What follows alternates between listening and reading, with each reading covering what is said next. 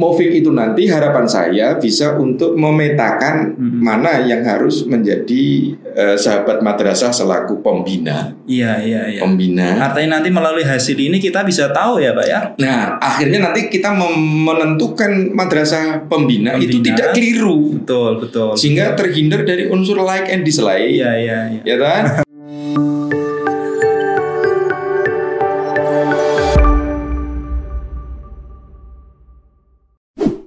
5, 4, 3, 2, 1. Open your mind.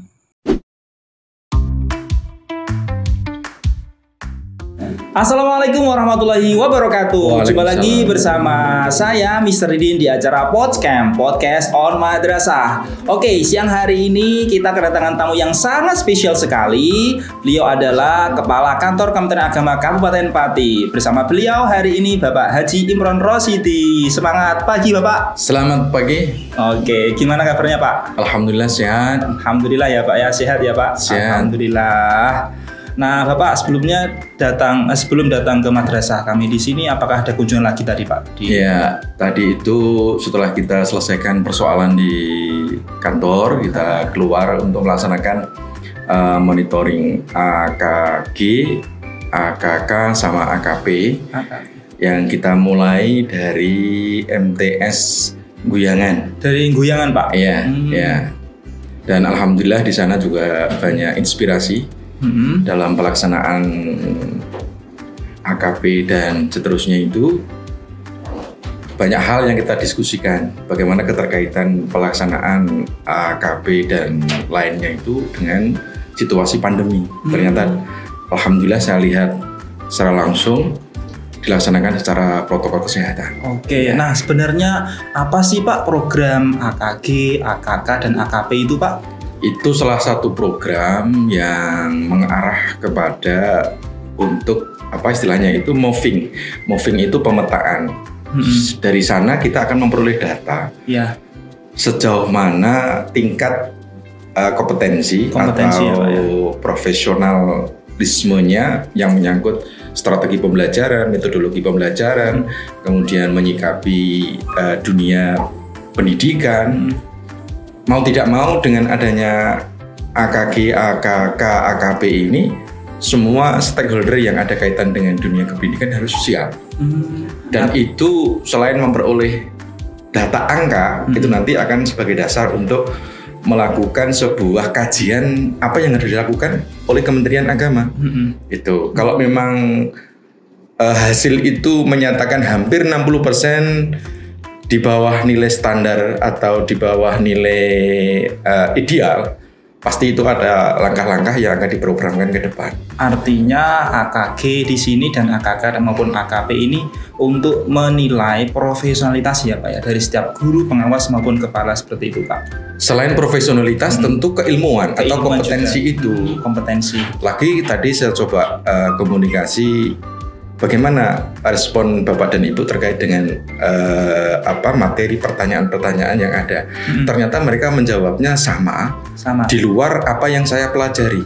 Wow, di luar apa yang mereka pelajari. Wow. Dia belajar begitu. Mengapa? Karena di sana banyak teori-teori, banyak model-model, rule dari pembelajaran itu yang dipertanyakan.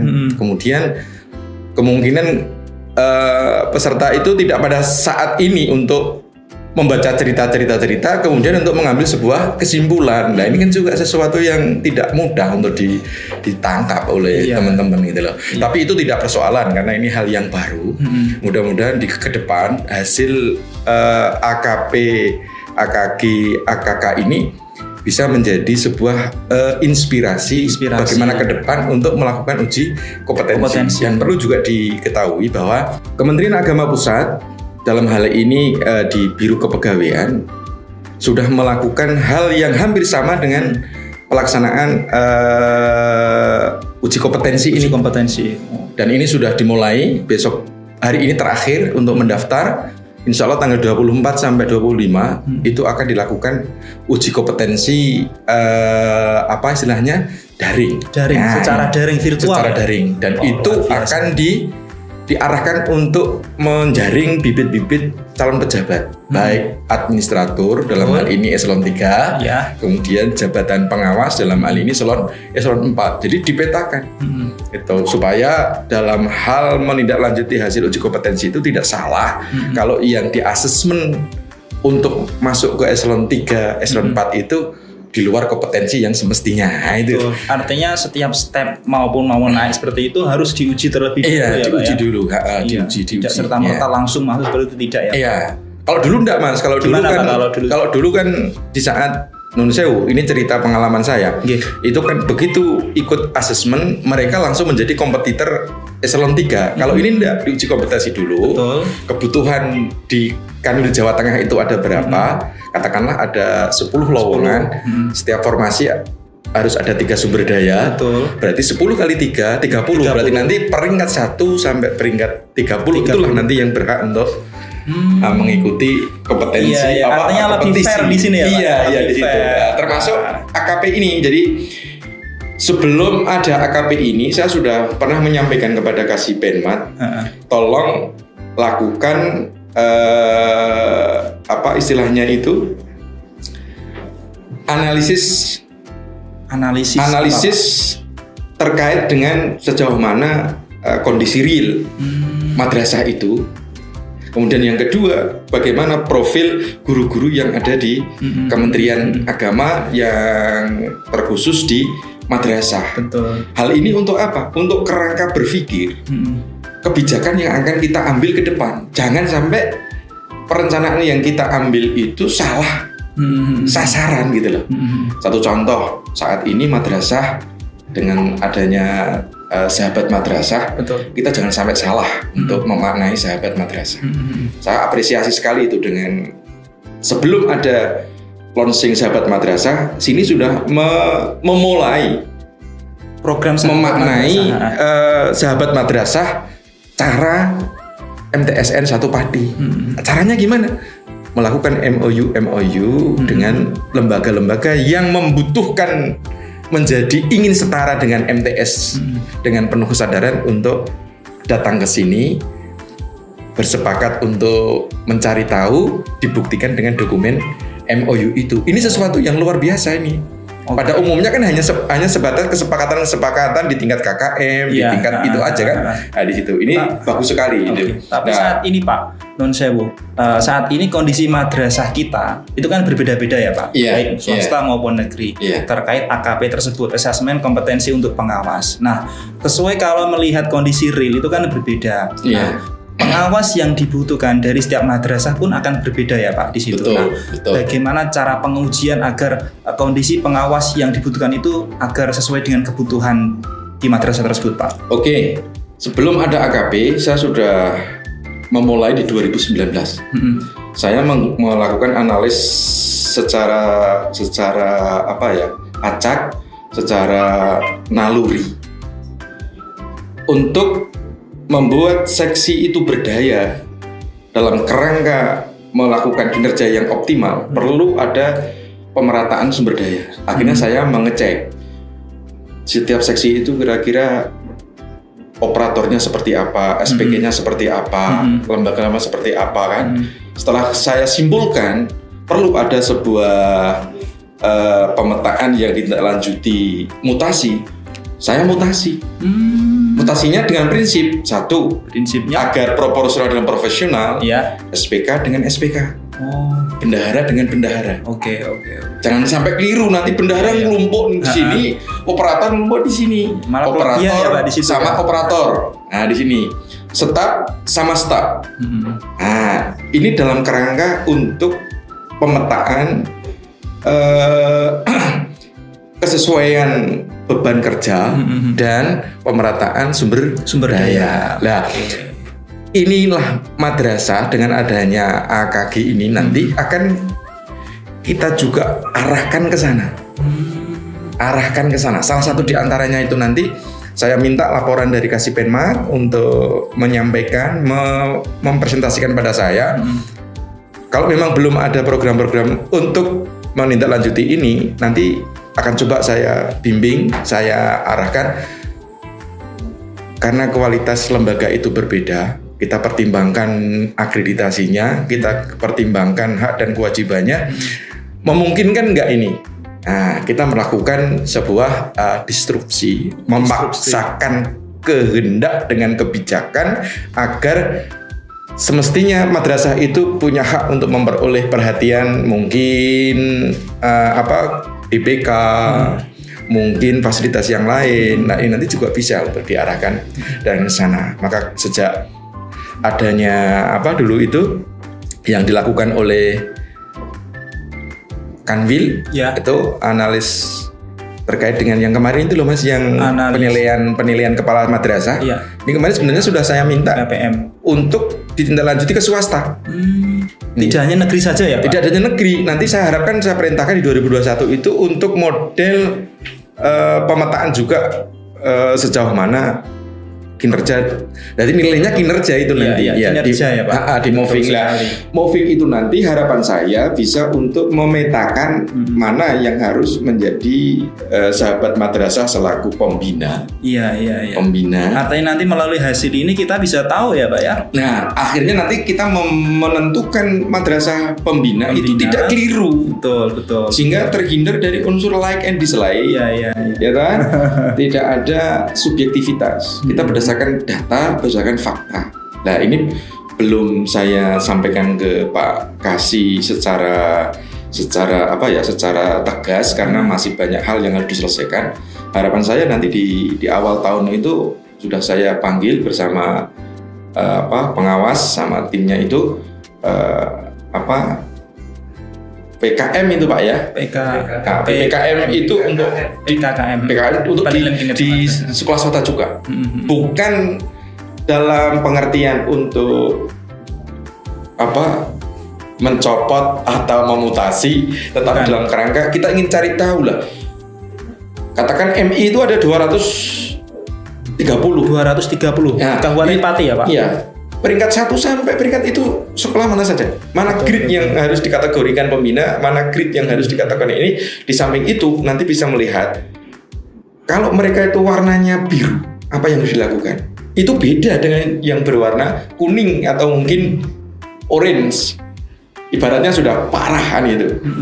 Strategi yang digunakan itu harus beda gitu loh Mas. Arahnya ke sana. Jadi dalam rangka untuk sahabat madrasah itu untuk mengangkat harkat martabat dalam semua sisi ya Pak. Ya, itu. Ini menarik sekali Pak terkait program sahabat madrasah. Nah, program real seperti apa sih dari Kemenak Pati ini untuk meningkatkan program sahabat madrasah di wilayah Pati ini Pak? Sahabat madrasah bukan berarti hanya memfasilitasi terkait dengan peningkatan sumber daya maupun pelatihan ataupun upgrade, tidak itu saja.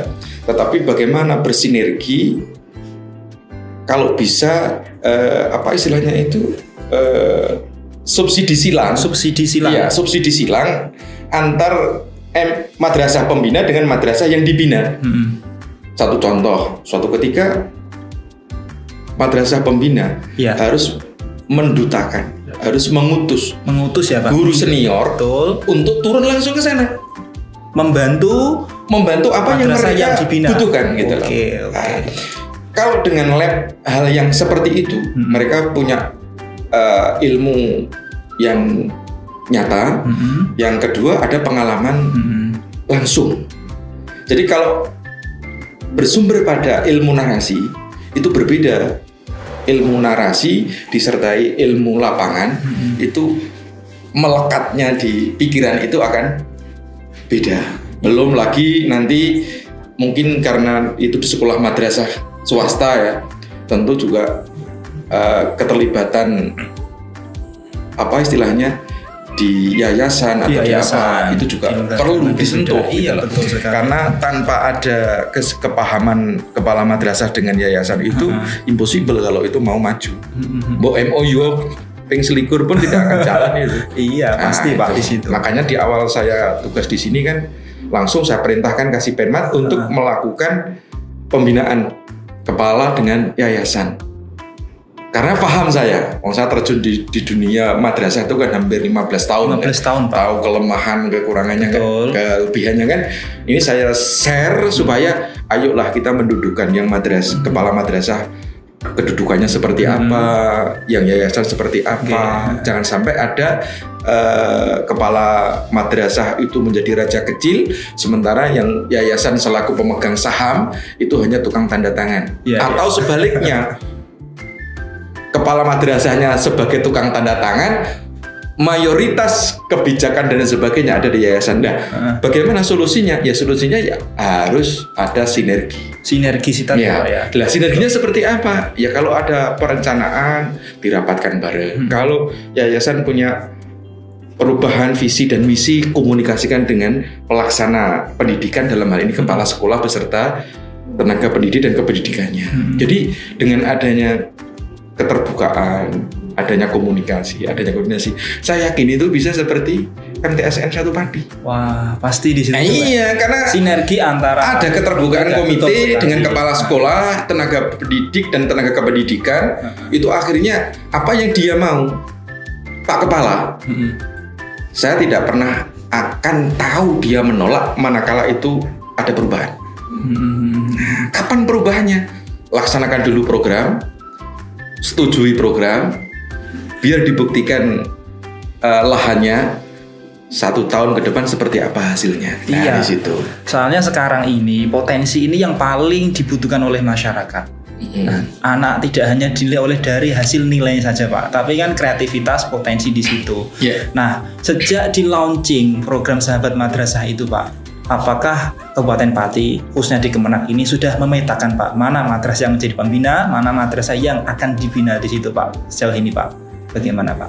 Itu kita tidak mau membahas sebelum kepemimpinan saya, karena saya harus menjunjung tinggi senior saya. Betul. Kan? Tapi saya menganggap ke depan itu perlu. Rencana ke depan ya, Pak ya. Perlu. Tahun yang akan datang. Kita itu mandangnya ke depan aja. Iya. Impian kita itu impian yang akan datang. Jangan memimpikan yang sekiranya bayangke sing kalau sing wis biyen-biyen itu nanti tidak selesai persoalan gitu. Tapi kita berpikir solusi seperti apa sih? Nah, solusi apa? Di awal saya bertugas banyak masukan. TPG banyak yang masalah, ini banyak yang masalah. Akhirnya kebijakan saya perintahkan kasih Penmat, saya tidak mau tahu cara bagaimana TPG itu lancar. Persoalannya di mana, segera sampaikan pada saya, sehingga hampir di awal kepemimpinan saya itu setiap hari koordinasi dengan pejabat saya. Karena saya ingin mencari tahu apa persoalan yang dihadapi teman-teman, apa yang harus saya lakukan, solusinya seperti apa. Apa saya harus yang di depan, apa saya harus yang di tengah, apa saya harus yang di belakang. Tuturi handayani. Betul. Engarso sumpudo eng Mateo bangun kaso. Nah, disitulah nanti akan terjadi kolaborasi sebuah sistem yang bagus. Nah, setelah berjalan bagus tidak ada persoalan, saya minta tolong kalau bisa cepat, mengapa harus lambat? Kalau bisa diatur 1 bulan, 2 bulan, mengapa harus 3 bulan? Betul. Akhirnya 2 bulan. Alhamdulillah. 2 bulan kepinginnya 1 bulan, dia kesulitan. Pokoknya yang penting 2 bulan ning iso dokumennya ojo digotong ning kantor. Bagaimana upaya saya? Upaya sampean itu pakai sistem yang bagus. Baik. Pakai aplikasi. Nah, disitulah. Ini cara-cara salah satu kita kalau sudah menguasai persoalan yang akan kita kerjakan di situ-situ gitu loh. Termasuk di dalamnya Sahabat Madrasah itu sebenarnya kita tidak ingin melihat potensi yang sebelum saya, tetapi saya punya keyakinan Padi itu mayoritas Muslim. Betul. Yang kedua, kekuatan di lembaga pendidikan swasta itu sangat mayoritas. Sehingga kita selaku leader yang ada di Kemenak melihat potensi seperti itu, ya mau tidak mau kita harus mempelajari persoalan ini. Tetapi tidak bisa 1 tahun 2 tahun, butuh waktu yang lama. Tapi perencanaan yang tepat itu nanti akan bisa tercapai ya Pak, impian-impian tersebut. Manakala kita mau belajar dari yang sudah ada, mau mengelola apa yang akan kita kelola, kemudian mau melaksanakan apa yang sudah kita rencanakan. Baik Pak, terkait ini Pak, Madrasah Sanawiyah Negeri 1 Pati ya Pak. Harapan Bapak adanya madrasah ini seperti apa Pak untuk ke depan?